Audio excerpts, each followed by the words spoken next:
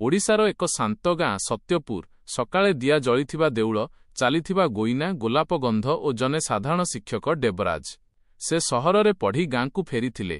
ଗାଁ ଛୋଟ ହେଲେ ମଧ୍ୟ ସେ ମନରେ ବଡ଼ ସ୍ୱପ୍ନ ରଖିଥିଲେ, ଛୁଆମାନଙ୍କୁ ଭଲ ଶିକ୍ଷା ଦେବା ଓ ଗାଁରେ ଆଲୋକ ଆଣିବା।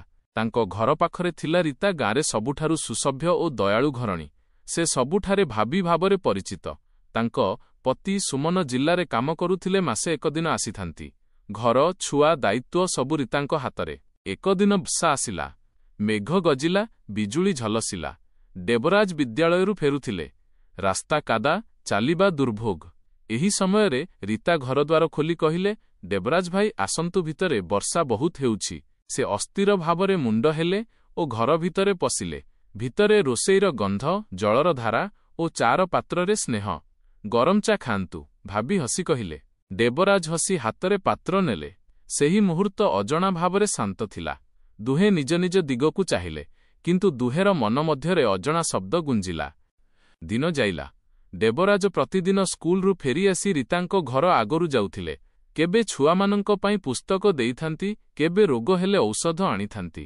ଭାବି ମଧ୍ୟ ତାଙ୍କୁ ଦେଖି ହସିଥାନ୍ତି ଏକ ଅପରିଚିତ ଭାବରେ। ସେ ହସ ଦେବରାଜଙ୍କ ମନରେ ଏକ ଦୀପ ଜଳାଇ ଦେଇଥିଲା। ସେ ରାତିରେ ଛାଡ଼ି ଉଠି ପଢ଼ିଥାନ୍ତି, ଲେଖିଥାନ୍ତି, କିନ୍ତୁ ମନ ଅନ୍ୟଠିକେ। ଏକଦିନ ରୀତାଙ୍କ ଛୋଟ ଛୁଆ ଅସୁସ୍ଥ ହେଲା। ସମସ୍ତେ ଗାଁରେ ଦେବରାଜଙ୍କୁ ଡାକିଲେ। ସେ ଔଷଧ ଆଣି ଛୁଆକୁ ସେବା କଲେ। ସେହି ରାତି ସମସ୍ତେ ଘୁମିଗଲେ, କିନ୍ତୁ ଭାବି ଜାଗିଥିଲେ। ଦେବରାଜ ଛୁଆକୁ ଘୁମେଇଦେଲେ ଓ ଭାବିଙ୍କୁ ଦେଖିଲେ। ତାଙ୍କ ଚକ୍ଷୁ ଥିଲା ଆଭାଶୀଳ, କିନ୍ତୁ ମନ ଥିଲା ଅସ୍ଥିର।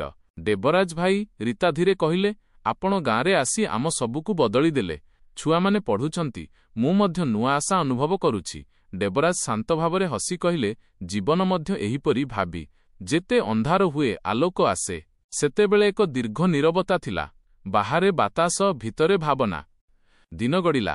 ଗାଁରେ ଲୋକମାନେ କଥା କହିବା ଆରମ୍ଭ କଲେ, ଦେବରାଜ ଓ ଭାବି ନିକଟ ହେଉଛନ୍ତି। ଏହି ଖବର ରୀତାଙ୍କ ହୃଦୟକୁ ଆଘାତ ଦେଲା। ସେ ନିଜ ମନକୁ ପଚାରିଲେ, ଏହି ସବୁ ସତ କି? ଦେବରାଜ ମଧ୍ୟ ଅସ୍ଥିର ହେଲେ। ସେ ଜାଣିଲେ, ଭାବନା ଯେତେ ଶୁଦ୍ଧ ହେଉ, ସମାଜ ତାକୁ ସହଜରେ ବୁଝେ ନାହିଁ। ଏକଦିନ ସନ୍ଧ୍ୟାରେ ରୀତା ଘର ଆଗରେ ଦାଉଡ଼ିଥିଲେ। ଦେବରାଜ ଆସି କହିଲେ, ଭାବି, ମୁଁ ଗାଁ ଛାଡ଼ି ଯାଉଛି। ନୂଆ ସ୍କୁଲରେ ପୋଷ୍ଟ ହୋଇଛି। ରୀତା ଶୁଣି ନୀରବ ହେଲେ। ସେ କିଛି କହିପାରିଲେ ନାହିଁ। ତାଙ୍କ ଚକ୍ଷୁରେ ଜଳ ଆସିଲା। ଦେବରାଜ, ଆପଣ ଯେତେ ଦୂରେ ଯାଆନ୍ତୁ, ମୋ ଆଶୀର୍ବାଦ ରହିବ।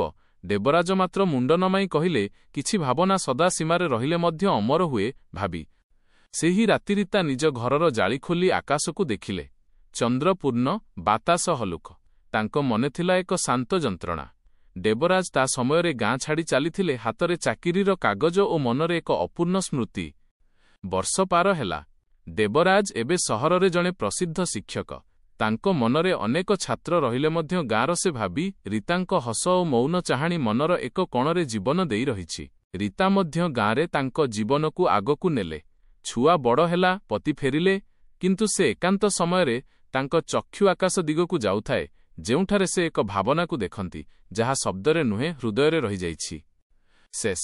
କେତେକ ପ୍ରେମ ନ ମିଳିଲେ ମଧ୍ୟ ସେମାନେ ମନରେ ଅମର ହୋଇ ରହନ୍ତି। ଦେବରାଜ ଓ ରୀତା, ଦୁଇଟି ଆତ୍ମା ଯେଉଁଠାରେ ସୀମାକୁ ସ୍ପର୍ଶ କଲେ, କିନ୍ତୁ ତାହାକୁ ଭଙ୍ଗିଲେ ନାହିଁ।